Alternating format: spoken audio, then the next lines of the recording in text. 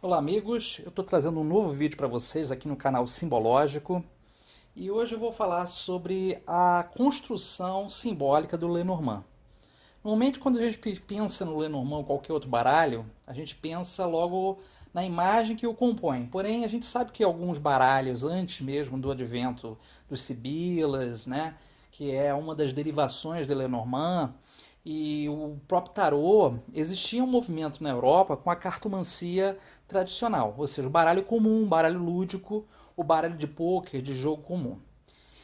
E a formatação dos conteúdos, ou seja, significados que faziam parte da tradição cartomântica, principalmente francesa, tinha uma linearidade, né, um padrão para interpretação, ou seja, não se interpretava uma imagem porque não havia uma imagem, havia glifos, os 4 naipes ingleses que a gente conhece, né, ouros, paus, copas, espadas, e dessa derivação havia toda uma movimentação baseada num escopo de interpretações, ou seja, as pessoas seguiam um padrão de interpretação baseado numa tradição supostamente que vinha de anotações, de constatações, de associações de ideias, tão comum num universo que não é necessariamente imagético, né?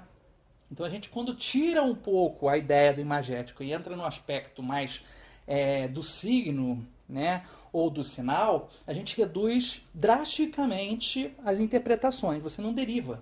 Você fica amarrado ali no sentido, você não consegue desdobrar mais do que aquilo oferece. Tá? Então, por que eu escolhi falar hoje do Lenormand? Eu podia falar do tarô, podia falar de outro oráculo, né? Principalmente o tarô, que é uma das áreas que eu mais gosto, que eu mais domino, mas eu quis falar do Lenormand porque o Lenormand, particularmente, é um baralho que ele comporta 3 plataformas do universo simbólico. Ele consegue comportar o símbolo em si, né? Que a gente vai explicar a derivação dos símbolos e como é que essas imagens foram realmente relacionadas e retratadas. Nós temos os sinais, nós temos os emblemas e nós temos também os adereços, né? Vamos colocar aqui como a parte alegoria da história, né? Então, a construção do Lenormand se deu muito pela fenomenologia de época. A gente tem que pensar como aquelas pessoas, né, no século XVIII, que tipo de pensamento, que tipo de cultura, que tipo de sociedade, né, de momento histórico estava sendo atravessada ali a França, particularmente, de onde vem o berço, né, particularmente desse baralho. Né? Claro que existe muita coisa na Alemanha, né, mas o boom do Lenormand, né, veio com a divulgação da própria Mademoiselle Lenormand através das suas práticas. Então eu peguei aqui esse baralho, que é o White Wall, né, Lenormand da Coruja Branca, e podia pegar outro, mas eu escolhi esse aqui, tá? E eu vou explicar para vocês aqui a questão do que é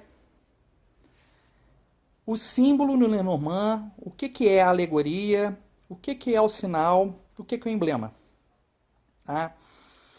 É importante dizer, né, que existe toda uma especificidade no Lenormand diferente de outros baralhos. Né? Normalmente os baralhos hoje estão presos a uma concepção puramente simbólica, né?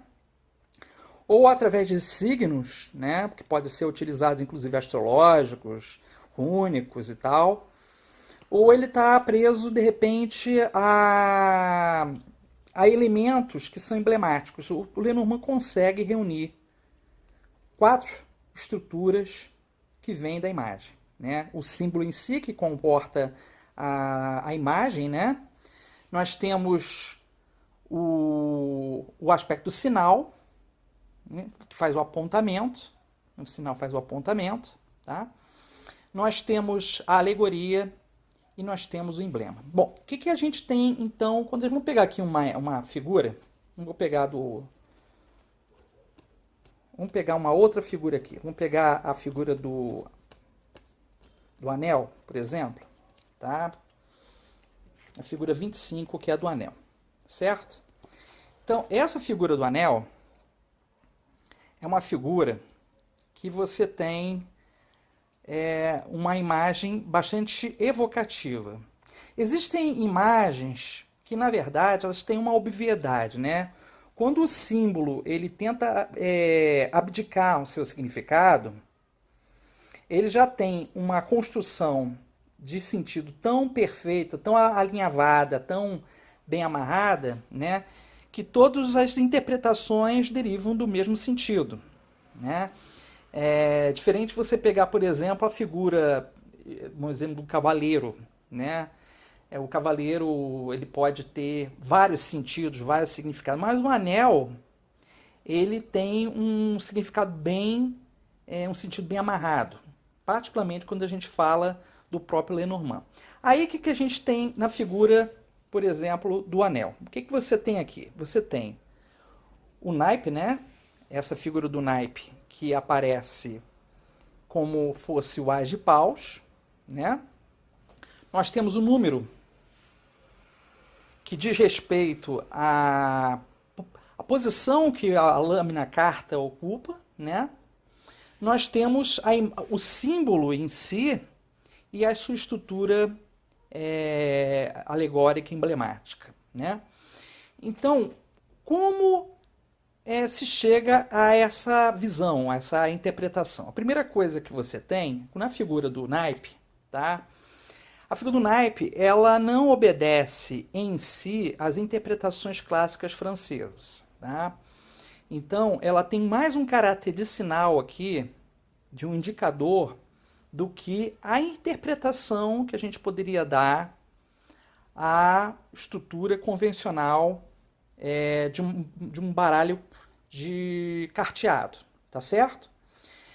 O número, ele tem um posicionamento, né? O número classifica, o número também tem um caráter de sinal. Isso também acontece no tarô, né? E é importante colocar dessa forma porque o tarô originalmente ele não tinha nem títulos e nem tinha números, né? Os trunfos, que eram assim chamados, né? Eles não tinham título, não tinha número. Já o Lenormand já tem essa construção, né? Numérica, tem um naipe, né? Tem inclusive alguns baralhos que vêm com escritos, né? Poemas, né?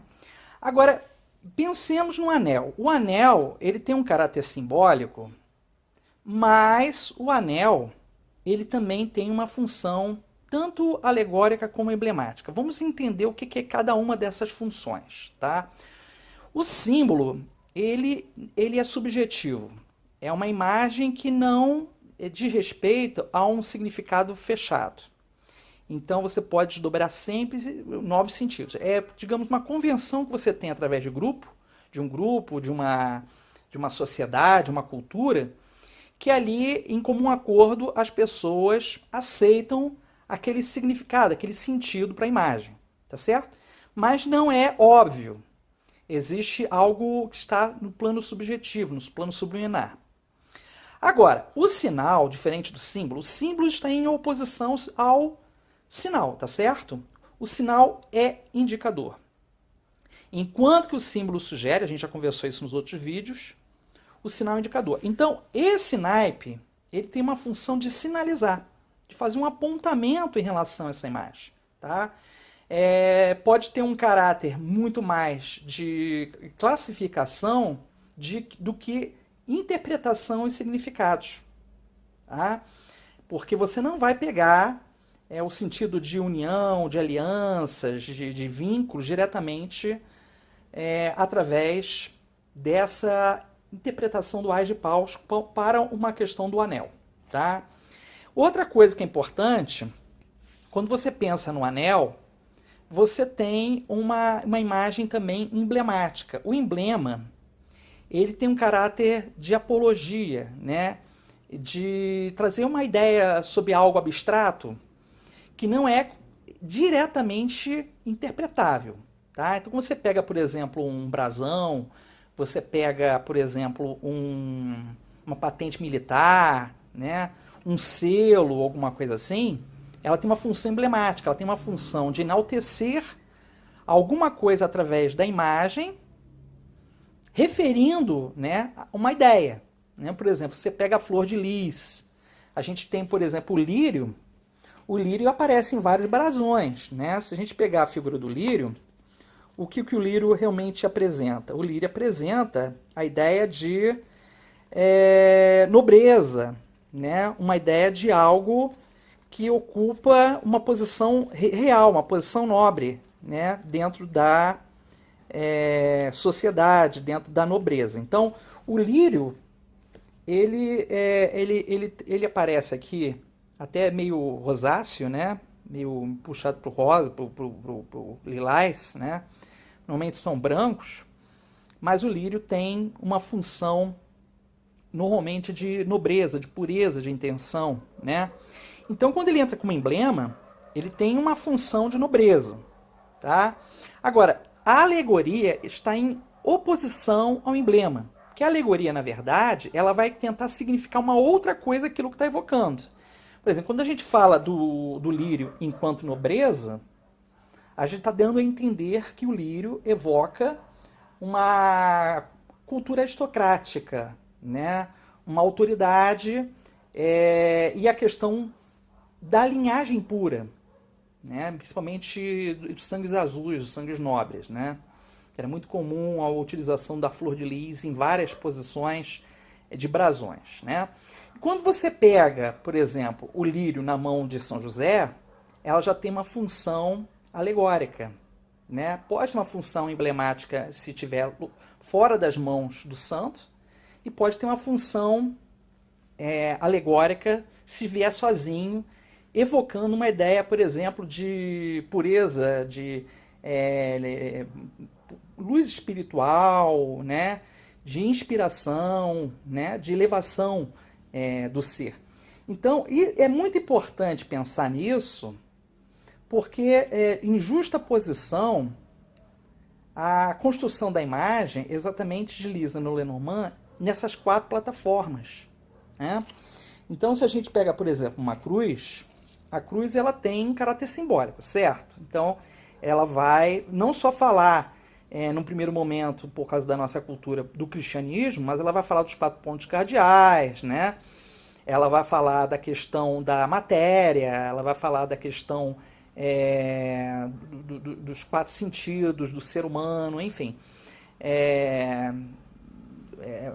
Dos 4 sentidos não, né? Dos 4 elementos, né?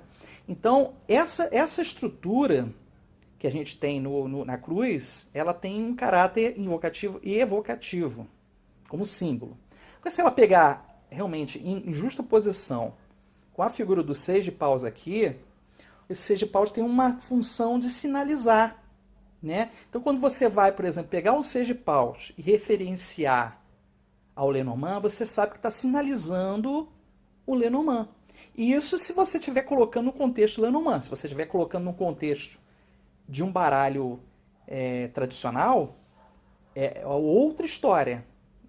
Tem um outro sentido, tem um outro significado. Né? Mas aqui nesse caso, tem mais um sentido realmente de sinalizar. A alegoria. Né? Então a cruz ela pode representar, por exemplo, a questão da transcendência do homem pela própria dor, né?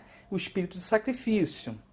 Mas como emblema, representa também a questão do cristianismo, né? Da força cristã dentro do simbolismo. Lembrando que também aqui está associada a questão da fé, né? Como uma virtude. Tá certo? Então, a gente deve sempre pensar que as imagens que aparecem, né, elas, diferente que acontece, por exemplo, diferente no tarô, que ele está amarrado mais na questão simbólica e os componentes alegóricos eles são mais subjetivos, eles estão mais dissolvidos na imagem simbólica, eles estão dentro, mas eles não estão destacados, né? Aqui no Lenormand isso é mais visível, principalmente o sinal, por causa da figura do naipe, né? Então a figura da âncora aqui, ela também, você vai ver isso em brasões, por exemplo, de navegadores, né? De navegantes, de pessoas que trabalham com náutica. Então tem um caráter emblemático. A alegoria da âncora é a da esperança, né? De você ancorar, de você ter firmeza, né? Não perder de foco o que você quer. E por outro lado, você tem também a questão do símbolo, né? Que transcende, porque a âncora pode representar também a questão de você se fixar, de você firmar, de você buscar alguma coisa na tua vida, né? Que tenha a ver com a tua estrutura e a tua segurança.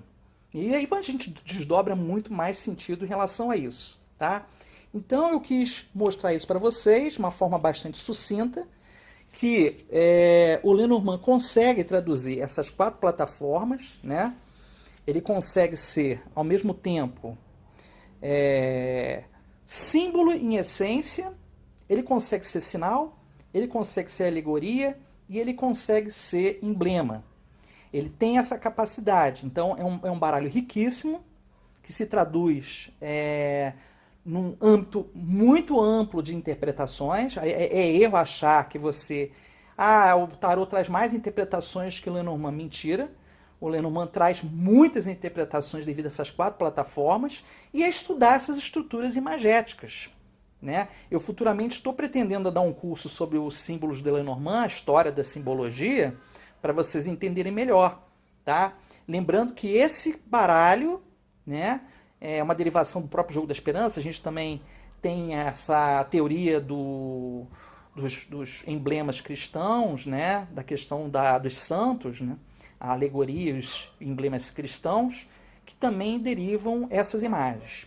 Eu vou ficando por aqui, eu agradeço muito a atenção de vocês e na próxima semana eu volto com um novo vídeo. Até mais!